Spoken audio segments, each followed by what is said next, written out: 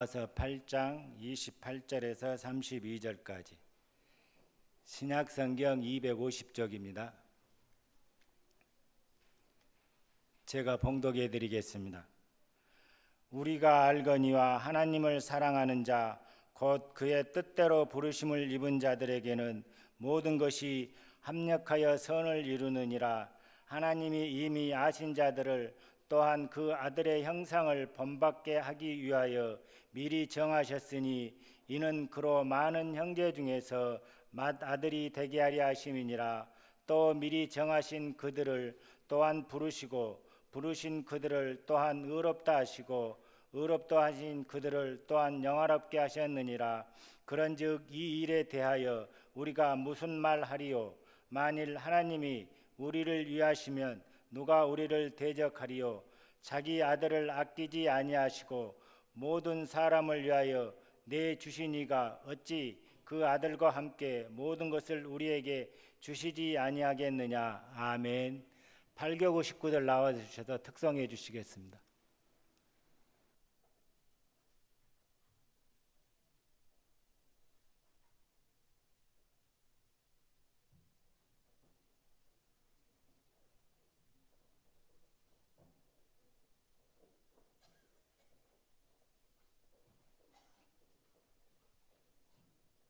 차렷 인사. 살아계신 하나님, 저희는 광주반석교회 8교구 가족들이에요. 오늘은 8교구가 하나님께 헌신 예배를 드린다고 아빠께서 말씀해 주셨어요. 우리 가족은 4명이고요. 우리 가족 식구는 8가정이고요. 우리 8교구는 7구역이래요. 그리고 우리는 모두 하나인 광주반석교회가 된대요. 살아계신 하나님, 저는 아직 어려서 잘 모르지만 장로님, 권사님, 집사님께서 교회를 섬기시는 모습을 잘 보고 잘 자라 하나님이 기뻐하시는 교회를 잘 이루고 싶어요. 좋으신 하나님, 우리 8교구 식구들이 드리는 찬양을 기뻐 받아주세요.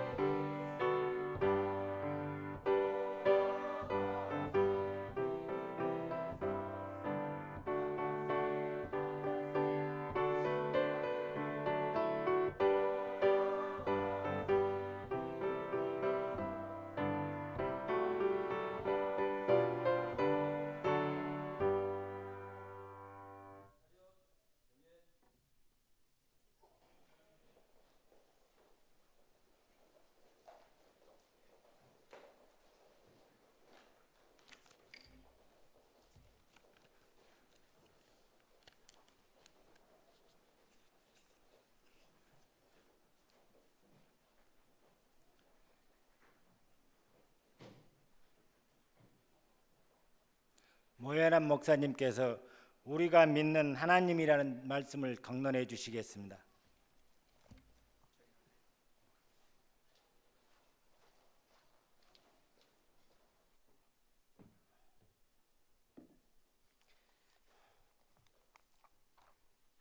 기도하겠습니다. 거룩하시고 은혜로우신 하나님, 감사합니다. 복된 주일에 하나님 앞에 영광스럽게 예배드리도록 복을 주셔서 감사합니다.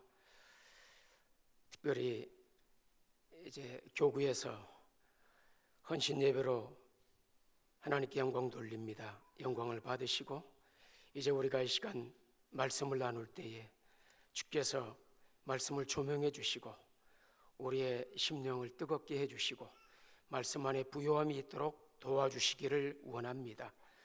감사합니다. 예수님의 귀하신 이름으로 감사하며 기도하옵나이다. 아멘.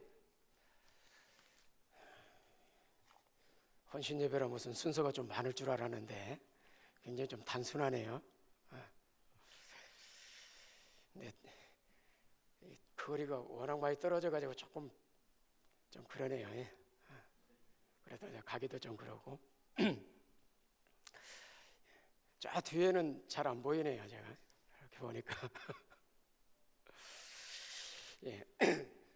지금으로부터 한 10년도 넘은 이야기를 말씀드리면서 오늘 이야기를 좀 시작하려고 합니다. 2007년도 초가 됐을 겁니다. 본교회 당회장이신 우리 최전 목사님으로부터 멕시코에 이제 목사가 없어서 예배를 못 드리는 분들이 있는데 이분들이 이제 여러 해 선교사를 파송해 달라고 요청을 해 왔는데 어떻게 했으면 좋겠느냐? 혹 모 목사가 멕시코로 갈 생각이 없느냐? 이렇게 저 만났을 때 이런 이야기를 나누었습니다. 사실 저는 뭐 선교사는 생각을 해본 적이 없어요. 선교사로 나가겠다 무슨 소원한 적도 없고 생각한 적도 없고 더구나 이제 뭐 동남아시아 가까운 나라들은 몇 곳을 다녀보긴 했지만은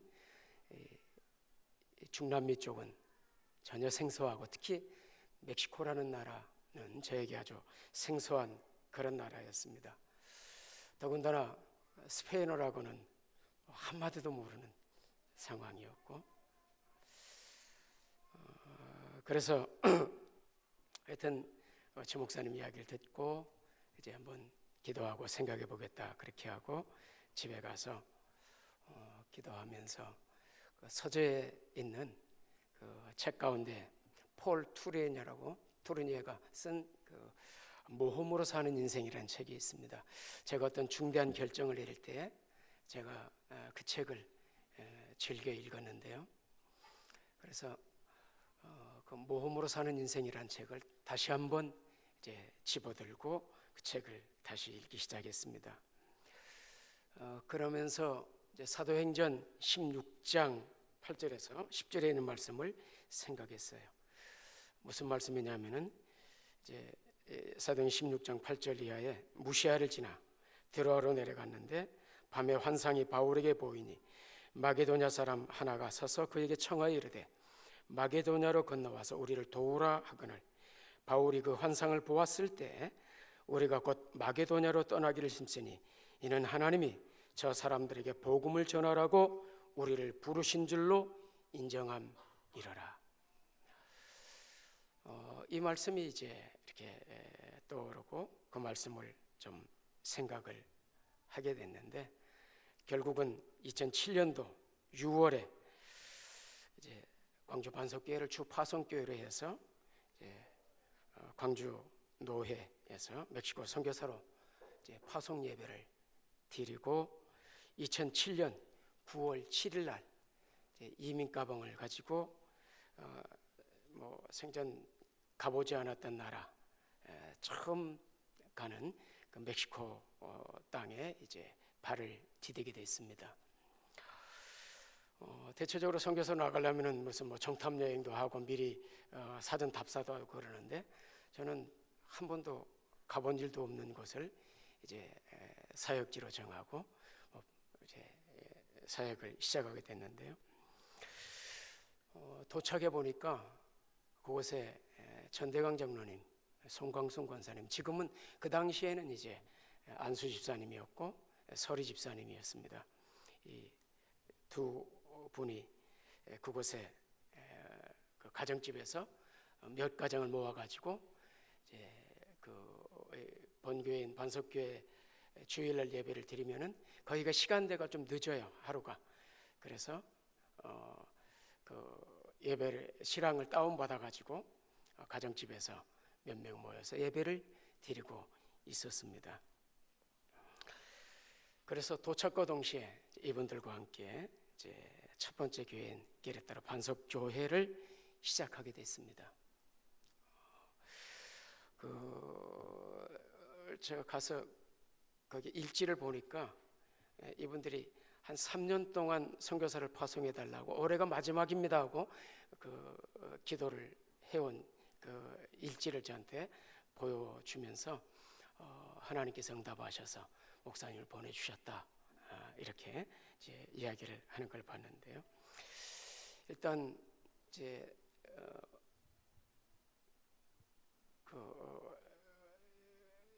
예배가 시작돼서 건물을 얻고 이제 가니까 이미 건물을 얻어놨기 때문에 예배가 아주 순조롭게 좀 시작이 됐습니다.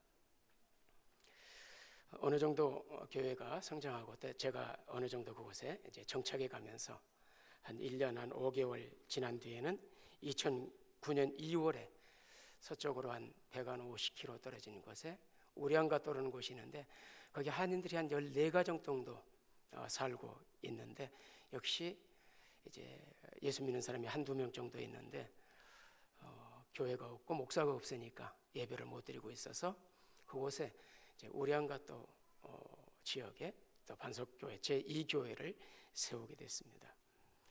그리고 또 몇 달 지난 뒤에 가을에 2009년 11월인데요.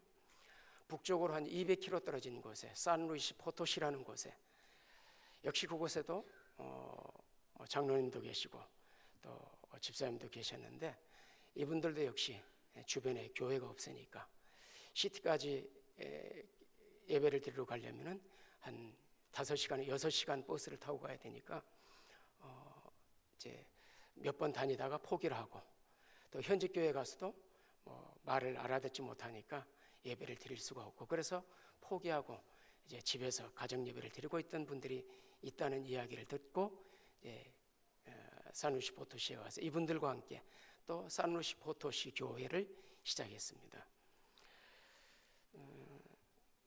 그리고 이제 2012년도 한 5년 지났죠.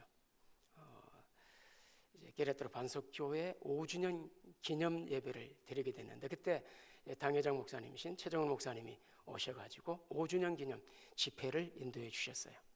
그래서 그때 이제 특별 헌금을 해가지고 그 5주년 기념 현직 교회 예배당을 하나 짓자 이렇게 해가지고 저희들이 이제 선교하던 현지 선교지에 빌론 밀비아스라는 곳에 이제 현지 예배당을 작지만은 하나 이제 건축을 하고 그 교회를 계속해서 섬기게 됐습니다. 그리고 2014년도 이제 제가 한국 들어오기 얼마 전에 이제 2014년 9월인데요. 미국에서 의료 선교팀이 와가지고 의료 선교를 했는데 의료 선교를 마치고 났더니 산 로렌소라고 하는 한 지역에서 이곳에도 예배를 좀 드렸으면 좋겠다 요청이 와서 그곳에 가정집을 빌려가지고 이제 산 로렌소 교회를 시작했습니다. 그래서 이제 한인교회 세 곳과 현직교회 두 곳을 이제 그곳에 개척을 하고 이제 만 8년 만에 2014년도 12월부로 장성에 있는 한 교회에 이제 부임하기로 이렇게 약속이 돼서 만 8년 만에 제가 한국에 나오게 됐고 그래서 2015년도에 제가 9월에 아마 2년 됐네요 벌써. 이곳에 와서 여러분과 이제 한국으로 들어왔습니다. 그리고 이제 인사를 드리고 또 마지막 선교 보고라고 말씀을 드리고 예배를 인도했던 기억이 있습니다. 그래서 이제 2014년도 12월 말부로 제가 교회 장성인은 교회 데려가러 부임하기로 됐었기 때문에 이제 반석교에서도 2014년도 12월 말부로 해서 이제 선교지를 정리하고 저도 후임자를 이제 모시게 됐고 그 과정이 조금 길어졌어요. 뭐 영주권 문제라든지 여러 가지 서류 문제가 좀 복잡해가지고 후임자를 쉽게 이렇게 청빙을 못하고 여러 달 걸려가지고 청빙을 하게 돼서 제가 계획한 대로 2014년도에 나오지 못하고 2015년도 7월에 이제 7월 말에야 제가 한국으로 나올 수 있었습니다.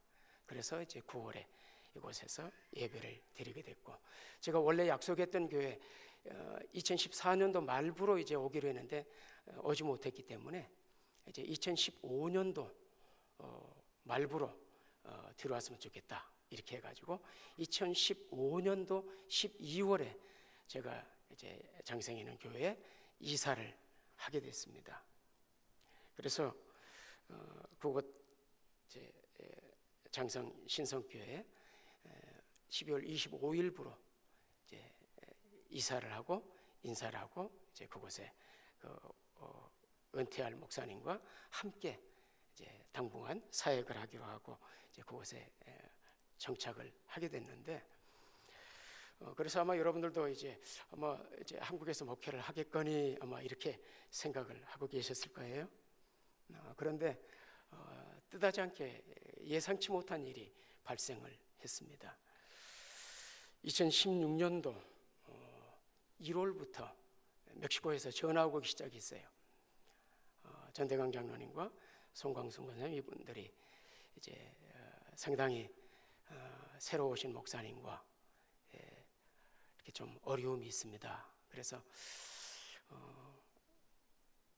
이제 그 목사님이 단독 목회를 처음 하는 거니까 이제 젊은 목사님이고 아마 목회 경험이 없고 그러니까 조금 참고 있으면 괜찮을 것이다 이렇게 하고 다독거리고 이러면서 지내왔는데 뭐 계속 전화가 와요. 상당히 어려워서 도저히 함께 있기가 어려워서 아무래도 나와서 따로 예배를 드려야 될 것 같습니다. 그러면서 이제 다른 안수집사님 가정과 이제 조용히 교회를 나와서 가정에서 예배를 드려야겠는데 아무래도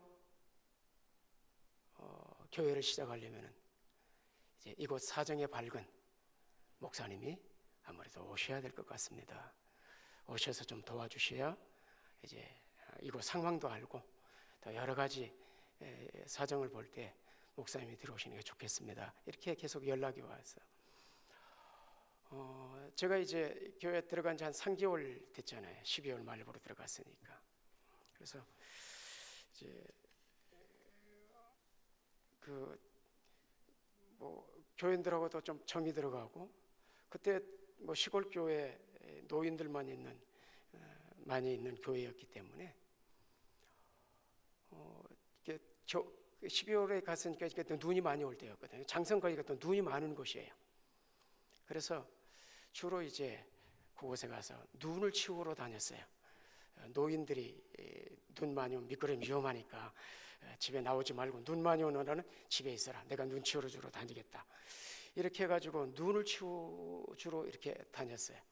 그리고 뭐 이렇게 뭐 수도가 고장났다면 가서 고쳐주고 전기가 뭐 이렇게 고쳐 나이 드신 분들에게 뭐 손을 못 들. 그래서 이제 그런 거 고쳐주고 이제 이렇게 하면서 굉장히 좀 정이 들었어요. 또 그 마을에서 새로 오신 목사님이 뭐 눈 치워주는 목사님이 오셨다며 그러면서 이제 얼굴을 몰라도 제가 가면 눈 치워주는 목사님 그러면서 이제 아주 반갑게 막 그 인사도 하고 반갑게 맞아주더라고요. 그래서 막 정이 들어가고 또 저도 그 원래 계시던 목사님이 농사를 오랫동안 지으신 분이에요. 감 농사를 한 20년 가까이 지으셨고, 그래서 그 교회에다 감나무를 한 21그루 이렇게 아주 크게 한 20년 가까이 이렇게 길러 놓으셨고, 그래서 이제 앞으로는 목사님이 농사를 지어야 되니까 뭐 이제 그 농사를 어떻게 짓는지, 그래서 가지 치는 법, 뭐 껍질 벗기는 거, 뭐 농약하는 법, 그 농약통도 사고 자기 건 다 가져가야 되니까 나한테 이제 다 사라 그러더라고요. 그래서 농지구를 다 샀습니다. 또 교회 바로 붙어 있는 땅이 한 300평이 그 농사 지을 땅이 있었어요. 그래서 이제 목사님이 자기가 가면은 농사 지어야 되니까 거기 비닐로 다 씌워놨던 거 다 벗기고 그거 뭐 이렇게 해야 된다 그래서 농사는 이제 그 목사님이 가르쳐 주기로 하고, 이제 뭐 매실나무, 뭐 감나무 다 그 껍질 벗기고 뭐 정정하고 농약하고, 그리고 밭 이제 그 지난해 했던 거 다 걷어내고 또 거름도 이제 신청을 해놨어요. 그래서 이제 그곳에서 농사 지으면서 아주 재밌게 살아야 되겠다 이렇게 하고 딱 하고 있는데, 이제 멕시코에서 이제 이렇게 연락이 와서, 또 은퇴하실 목사님도 이제 명단을 서서 이제 넘기기 시작하는 중이었고, 이제 이런 어떤 과정이었는데, 아무래도 멕시코 사정에 뭐 영주권이 있어서 신분의 문제 어려움이 없고, 뭐 한 10년 가까이 살았으니까 뭐 언어 문제 또는 여러 기타 불편함이 없으니까, 또 뭐 이제 교회 처음 시작하는데 경제적인 문제 여러 문제들이 있는데 누구를 모시기도 어렵고, 또 우리가 이미 한번 후임자를 모실, 우리 여기서도 후임자 요청해 가지고 여러분도 기도하고 뭐 그랬을 거예요. 결국 후임자를 이렇게 모시기가 어려워 가지고 어렵게 후임자를 모셔온 기억이 있기 때문에, 그런데도 이제 문제가 있었고, 그래서 이제 얼른 이제 뭐 이렇게 목회자 모시기도 어렵고, 그래서 이때에도 그 사도행전 6장 그 8절에서 10절의 말씀이 또 생각이 나는 거예요. 무시아를 지나 드라운 데려 가는데 밤에 환상이 바울에게 보이니 마게도냐 사람 하나가 서서 그에게 청하여 이르되 마게도냐로 건너가서 우리를 도우라 하거늘, 바울이 그 환상을 보았을 때 우리가 곧 마게도냐 땅에 힘쓰니 이는 하나님이 저 사람들에게 복음을 전하라고 우리를 부르신 줄로 인정함이로라. 마치 요청이 이제 이렇게 와서 좀 도와달라는 요청이, 이제 그 한국에는 그래도 목사님들이 많이 계시는데 여기는 어렵지 않느냐 그러면서 목사님 꼭 좀 와서 도와줬으면 좋겠다. 그래서 제가 아주 가기는 어렵고, 내가 이제 이 짧으면 6개월, 길면 1년, 내가 그 정도면은 가겠다. 이제 이렇게 하고, 이제 왜냐하면 은퇴하실 목사님이 계시니까 그분에게 양해를 구하고, 제가 사정이 이렇게 생겨서 멕시코로 가야 되니까 아무래도 좀 한 6개월에서 1년 정도 아마 멕시코를 다녀와야 되겠습니다. 그리고 이제 교인들에게도 좀 그렇게 양해를 구하고, 이제 멕시코로 이제 그 교회 들어간 지 3개월 만에 이사하고 다 이제 이렇게, 그 목사님은 이미 다 짐 옮기고 사택에도 제 짐이 다 들어가 있었고, 그래서 이제 참 그 교인들도 이제 막 정들라 그러는데 가시냐고, 아이 뭐 6개월 있다, 빠르면 6개월, 길면 1년, 뭐 잠깐 갔다가 일 보고 올 거니까 좀 사정이 예의치 뭐 할 수 없는 어떤 사정이 있어 그러니까 양해를 해달라 이렇게 하고 이제 멕시코를 가게 됐는데요. 그래서 이제 멕시코에 이제 작년 2016년도 3월 말에 이제 멕시코에 가서 가보니까 장로님 집에서 이렇게 두세 가정 모여가지고 또 예배를 드리고 있었어요.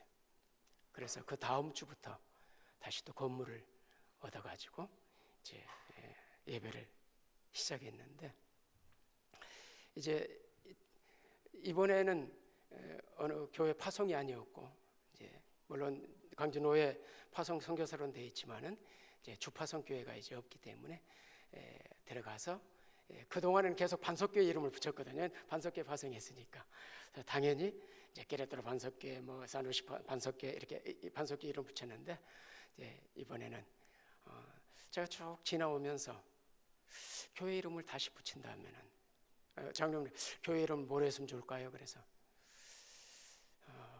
은혜교회로 합시다. 은혜교회.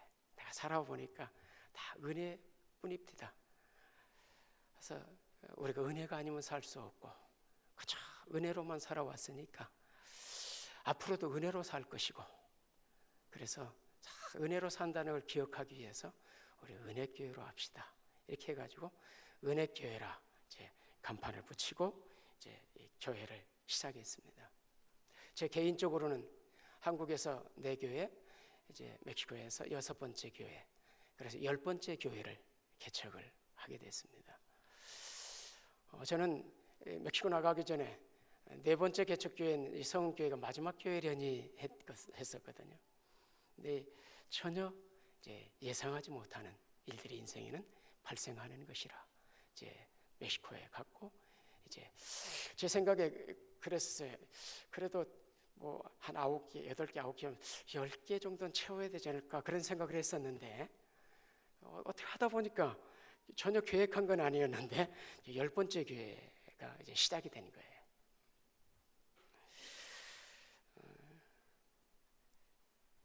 그래서 이제 뭐 6개월은 금방 지나가지요. 하다 보니까 6개월 지나가고 이제 금년 3월이 돼가면서 이제 1년이 채워져 가니까 장로님 이제 내가 데려가야 됩니다. 그랬더니 장로님 보내려고 그러겠습니까 이제. 그래서 상황이 그래도 새로운 목사님이 오시면은 최소한 3년 정도는 돼야 뭐 좀 이렇게 도움 없이 혼자서 일을 처리해 가고 그러는 건데, 목사님은 10년 가까이 사셔가지고 뭐 신분 문제, 언어 문제, 어떤 관공서 일 처리하는 거 다 하실 수 있고, 이 정도 되려면 3년에서 5년은 걸리는데 목사님 그냥 같이 삽시다. 근데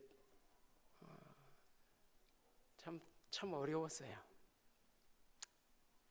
그래서 하여튼 일단 1년 약속을 했으니까 일단 나갑시다. 그런데 제 마음은 이제 이렇게 좀 남아 있어도 되지만은 저야 뭐 어디서 사나. 그런데 나는 목사지만은 제 아내는 목사가 아닙니다. 제 아내한테 한번 말씀을 해보시라고 어떤가. 그랬더니 아내는 이제 이야기를 한 거예요. 좀 상황이 이런데 뭐 나는 목사니까 이렇게 결정할 수도 있고 뭐 그렇지만은 아내가 상당히 고민을 했어요. 1달 가까이 고민하고 기도하다가 결국은 다시 들어오겠습니다. 하여튼 한국 나가서 일단 뭐 이렇게 일 처리하고 1년 있다가 오겠다고 했으니까 나가보고 일단 다시 어쨌든 다시 들어오는 걸로 하고 일단 나갑시다. 이제 뭐 표도 1년 끊어서 들어갔기 때문에, 그래서 이제 금년 3월에 이제 1년 만에 다시 한국에 나왔습니다.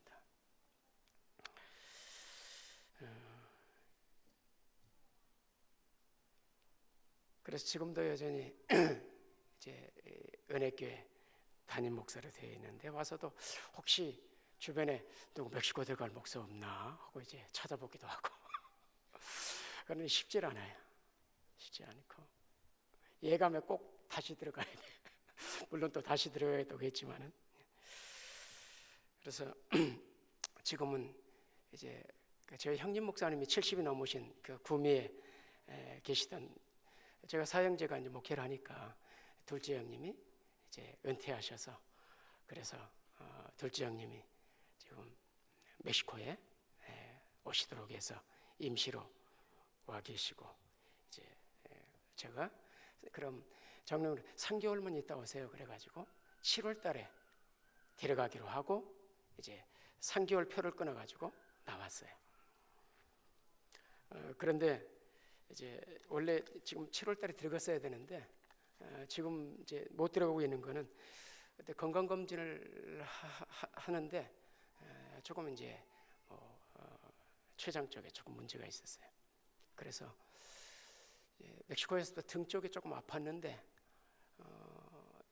그래서 건강 검진 받으면서 등이 이렇게 좀 아프다 그랬더니 정밀 검사를 하더니 이제 뭐 좀 문제가 있으니까 내가 7월 달에 멕시코에 들어가니까 빨리 이걸 좀 할 수 없냐 그랬더니 이건 좀 어렵고 최소한 3개월은 지난 뒤에 다시 재검을 하고 그리고 이렇게 췌장에는 게 어떻게 자라는지 한번 지켜보고 살펴본 뒤에 들어가셨으면 좋겠다. 그래서 이제 10월 달에 다시 검진을 하기로 돼 있어서 지금 검진을 기다리는 중에 지금 있습니다. 아마도 제가 이 본교회 파송 선교사였고 지난번에 나와서 제가 이제 아주 한국에 들어왔습니다. 인사도 했었고 그런데 다시 또 멕시코에 들어갔다 그러고 또 나와서 이렇게 또 있는 것 같고 특히 우리 김두현 집사 같은 경우는 굉장히 궁금해하고 도대체 어떻게 된 겁니까?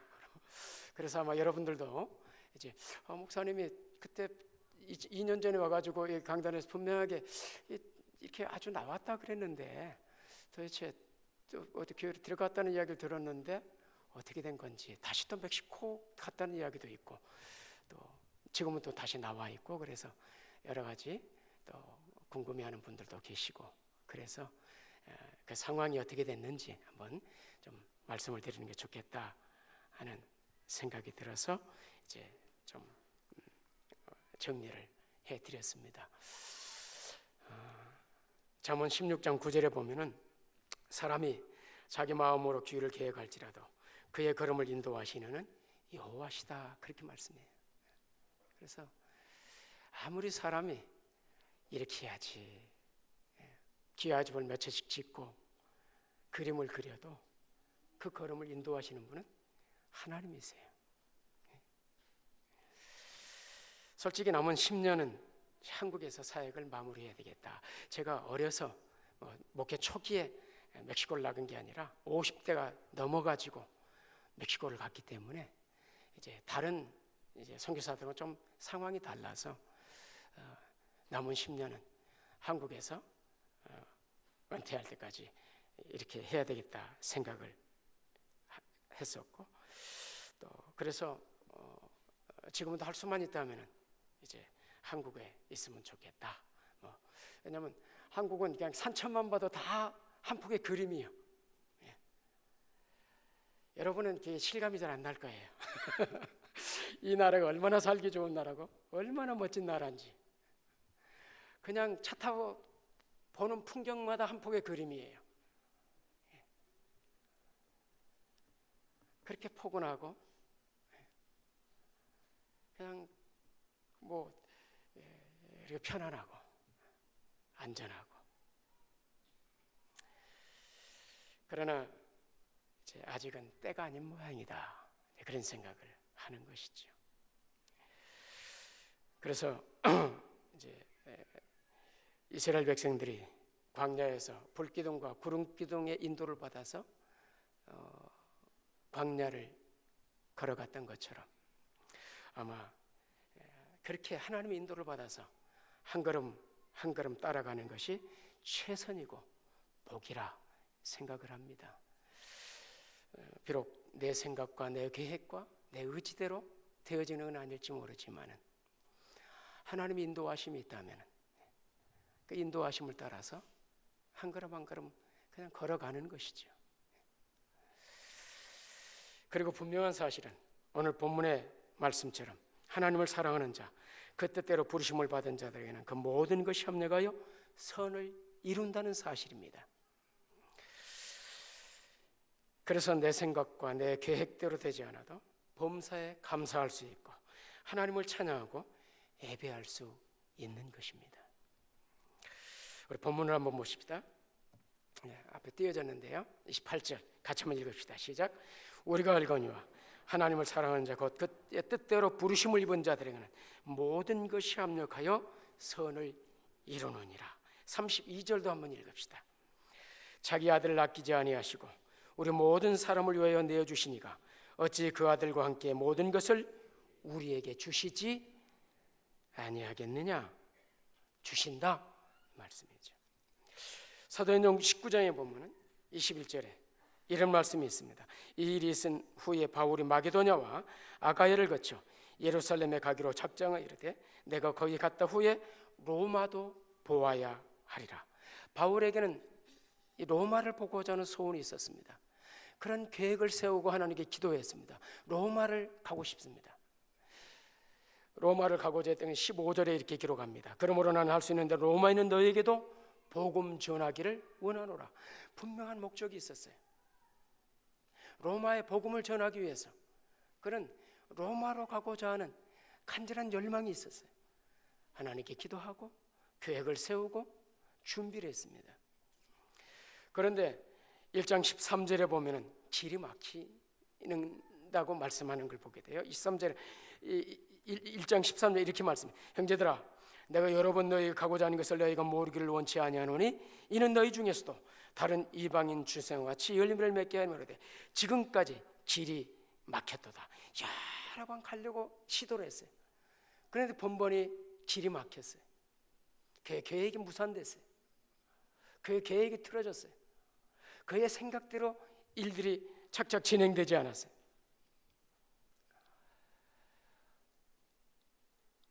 바울이 로마에 가지 못함으로 해서 그 결과로 결국 바울은 펜을 들어서 글을 쓸 수밖에 없었어요. 가서 직접 전하지 못하고 간접적으로 글을 써서 그들에게 전하고자 하는 복음을 전할 수밖에 없었습니다. 그것이 바로 로마서입니다. 만약 바울이 계획한 대로 길이 열려가지고 로마로 갔다면 우리 손에 오늘 이 위대한 로마서는 들려지지 않았을 것입니다. 성경에 로마서 한 권만 있어도 우리가 신앙생활하고 복음을 하는데 부족함이 없을 것이다. 이런 로마서, 위대한 로마서가 길이 막힘으로 해서 이 로마서가 기록이 되는 것이죠. 그래서 오늘날 우리 손에 들려지게 되는 것입니다. 데살로니가 전서도 마찬가지입니다. 2장 17절 18절은 이렇게 기록합니다. 형제들아, 우리가 잠시 너희를 떠난 것은 얼굴이요 마음은 아니니 너희 얼굴을 보기를 열정으로 더욱 힘썼노라. 그러므로 나 바울은 한 번 두 번 너희에게 가고자 하였으나 사단이 우리를 막았도다. 3주 동안 복음을 전하고 이 어린 교회를 놔두고 떠났던 바울은 다시 방문해서 그들을 격려하고 위로하고 그들을 세우고 싶었습니다. 그런데 번번이 길이 막혔고 특별히 여기는 사단이 길을 막았다라고 이야기를 합니다. 어떤 경로로 길이 막혔던지 그의 계획들이 무산되고 그의 생각대로 일이 진행되지 않았습니다. 그 결과로 해서 데살로니가 전서가 기록이 되고 그리고 우리가 잘 아는 대로 바울의 옥중 서신도 그가 옥중에 갇힘으로 해서 옥중 서신이 에베소서, 빌립보서, 골로새서, 빌레몬서의 귀한 옥중 서신들이 기록되게 됩니다. 사람들은 길이 막혔다고 자기 생각과 계획대로 되지 않는다고 해서 낙심하고 좌절하고 환경을 원망하고 때로는 하나님을 원망하기도 합니다. 그러나 길이 막힌 거기에도 하나님의 섭리가 있고 우리가 알지 못하는 하나님의 계획이 있고 우리가 미처 생각지 못하는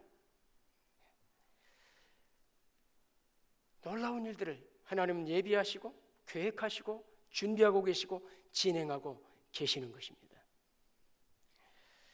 이사야서 55장 8절과 9절은 이렇게 말씀합니다.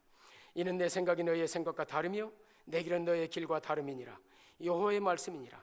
이는 하늘이 땅보다 높음 같이 내 길은 너희의 길보다 높으며 내 생각은 너희의 생각보다 높음이니라. 하나님의 생각이 훨씬 높아요. 우리와는 비교가 되지 않아요. 우리의 짧은 지혜, 우리의 미련함과는 비교가 되지 않는 하나님의 지혜. 하나님의 생각이 최선이, 하나님의 계획이 최선이. 신명기서 8장 14절 이하에서 이렇게 말씀합니다. 여호와는 너를 애굽 땅 종되었던 집에서 이끌어내시고 너를 인도하여 그 광대하고 위험한 광야 곧 불변과 전갈이 있고 물이 없는 간조한 땅을 지나게 하셨으며 또 너를 위하여 단단한 반석에서 물을 내셨으며 내 조상들도 알지 못하던 만나를 광야에서 내게 먹이셨나니 이는 다 너를 낮추시며 너를 시험하사 마침내 내게 복을 주려 하심이니라. 마침내 이 광야의 길을 걷게 하시는 것은 다 하나님의 뜻이 있었어요. 여러분의 인생에 계획대로 되지 않고 일들이 틀어지고 여러분의 생각대로 되지 않은 그때에도 하나님은 일하고 계시고 하나님은 역사하고 계시는 것입니다. 마침내는 복을 주시려고. 에베소 3장 20절에 이렇게 말씀합니다. 우리 가운데 역사하는 능력대로 우리가 구하거나 생각하는 모든 것에 더 넘치도록 능히 하실 이에게, 우리가 미처 구하지 못해도, 우리가 미처 생각하지 못해도, 우리가 생각하는 그 이상으로, 우리가 구하는 것보다 더 훨씬 더 위대하고 큰 것으로 더 넘치도록 능히 하실 하나님, 우리 하나님은 이런 하나님이세요. 우리가 생각하는 것보다 훨씬 더 좋은 것 주신 하나님.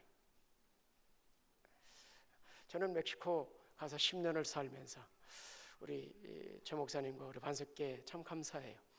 제가 어떻게 외국 가려면 여러분 돈 얼마씩 줘야 됩니까? 유학 가려면 돈을 얼마 드려야 됩니까? 나는 돈 줘서 보냈잖아요.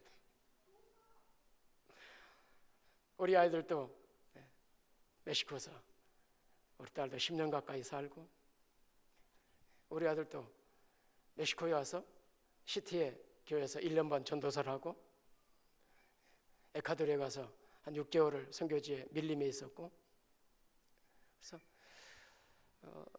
제가 멕시코에 가지 않았다면은 뭐 이런 일이 있겠습니까? 또 저 같은 좋은 놈이 어떻게 이렇게 넓은 세상에 여러 곳을 다닐 수 있었겠습니까? 여러분, 이 동남아 쪽은 가기가 쉽지만은 중남미 쪽은 쉽지 않습니다. 여행의 마지막이 중남미라 그렇게 이야기를 합니다. 근데 저는 이 중남미를 거의 돌았거든요. 그리고 이 영어 다음으로 많이 쓰는 게 에스파뇰입니다. 두 번째로 세계에서 많이 쓰는 영어가 이 서바나예요. 그래서 중남미 어느 나라를 가든지, 브라질만 빼놓고, 브라질도 포르투갈어가 이 서바나가 비슷해요. 그래서 브라질 갔더니 어느 정도를 통하더라고요. 그래서 여행하는데 크게 불편함이 없었어요. 제가 어떻게 뭐 살면서 이렇게 스페인어를 공부했겠습니까? 저는 10년 전에 막 도착하자마자 그 다음 날부터 공부를 했거든요. 막 하루에 그냥 막 8시간씩도 공부하고.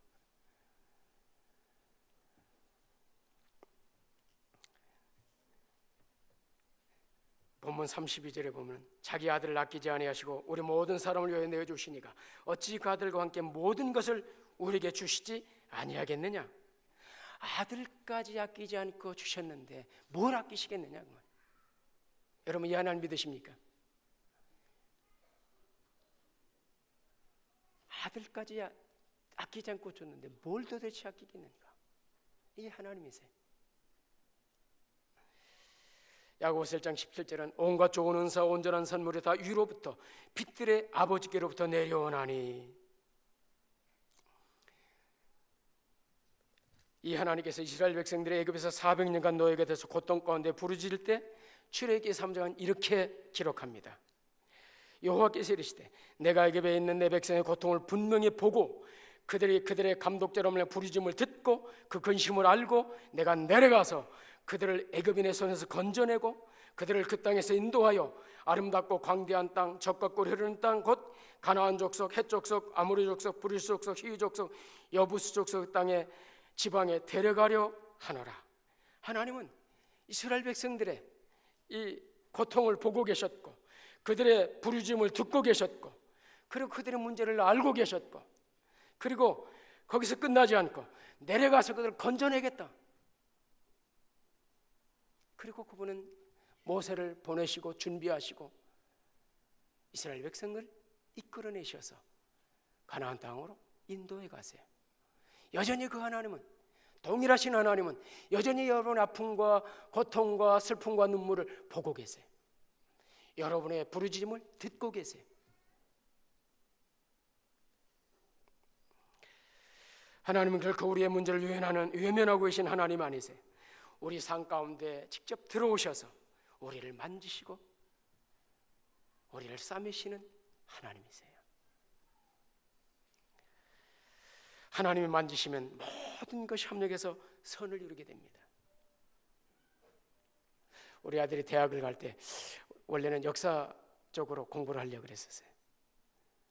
그러다가 나중에 신학을 선택했는데 제가 뭐 신학을 해도 좋고 신학을 안 해도 좋고 역사를 해도 좋고 국어를 해도 좋고 아니면 수학을 해도 무슨 뭘 하든지 결국 다 하나님은 네가 배운 것들 합력해서 선하게 하시고 하나님은 그걸 통해서 너를 세워가실 것이고, 그러니까 무슨 뭐 신학을 했냐 뭐 국어를 했냐 뭘 전공했냐 그건 그렇게 중요하지 않다. 왜냐, 그 모든 것이 합력해서 하나님은 너를 세워가실 것이기 때문이다.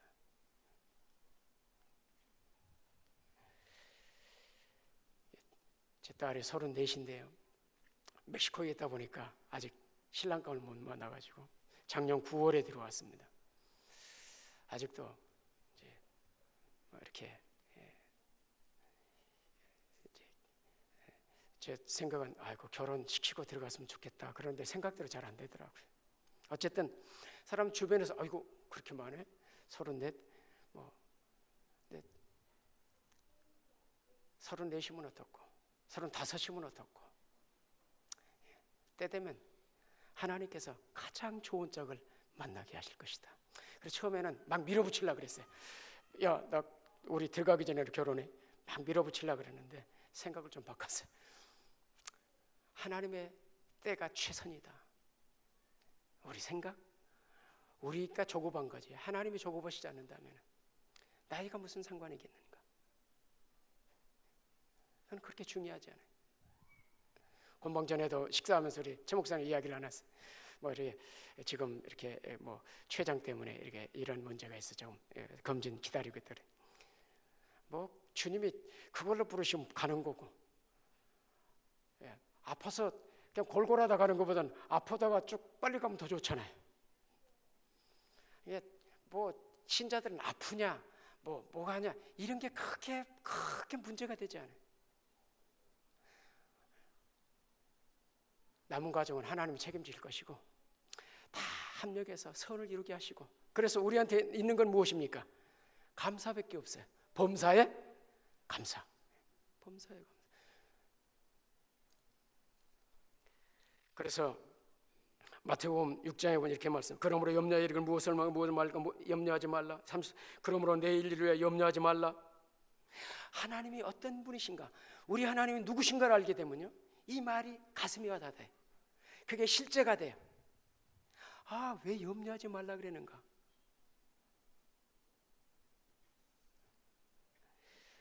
마지막 결론의 말씀입니다. 마태복음 7장 9절과 11절 한번 찾아서 읽었으면 좋겠습니다. 너희 중에 누가 아들이 떡을 달라 하는데 돌을 주며 생선을 달라 하는데 뱀을 줄 사람이 있겠느냐? 너희가 악한 자라도 좋은 것으로 자식에게 줄 알거든 하물며 하늘에 계신 너희 아버지께서 구하는 자에게 좋은 것으로 주시지 않겠느냐? 아멘. 한 절만 더 보십시다. 본문 32절 다시 한번 보십시다. 같이 한번 읽읍시다. 시작.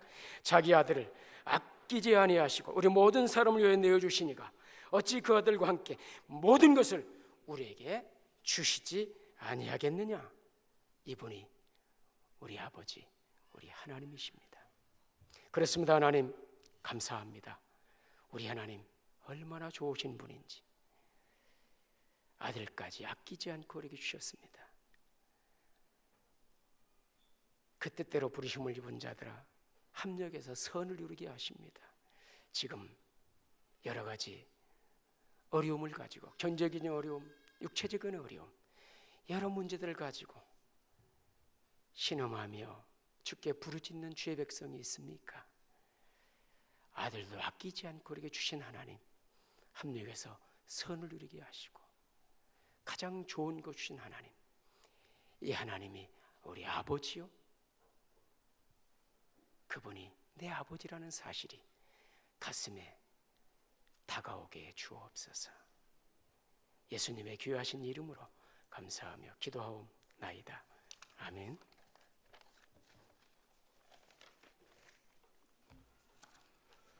우리가 믿는 하나님은 한 걸음 한 걸음